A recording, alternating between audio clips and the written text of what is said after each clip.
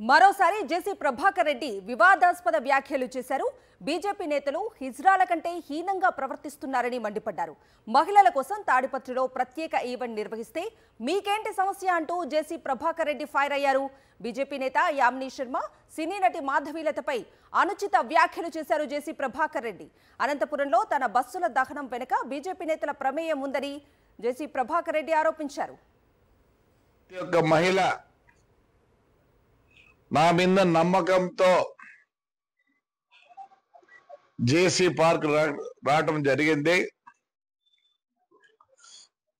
చాలా పెద్దగా అడ్వర్టైజ్మెంట్ చేసినారు, ఆడ సారే అమ్ముతారు, గంజాయి అమ్ముతారు అని.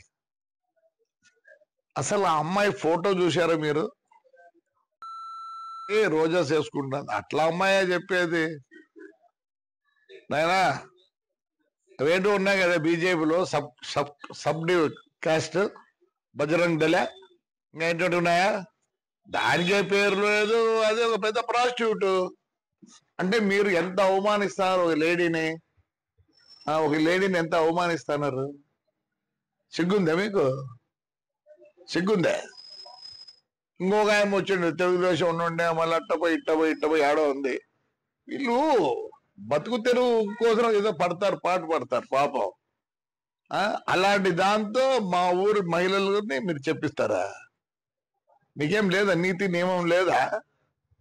ఎందుకు లేదు? థర్డ్ జెండర్ అంటారు వాళ్ళకి. దానికన్నా తగ్గు ఏదైనా ఉంటే ఆ మాట వాడతా. మీకు నాకు తెలియదు ఇంక తగ్గు మాట. I don't want insult third gender. చేతగా నా కొడక్కల్లారా అంటారా? ఏం తింటారా? మళ్ళీ ఇంకో బస్సు కాస్తారా? కలిసిపో. వరుసగా పెట్టినాడు. నేనే భయపడతా అనుకుంటున్నారా? సిగ్గులో నా కొడకల్లారా?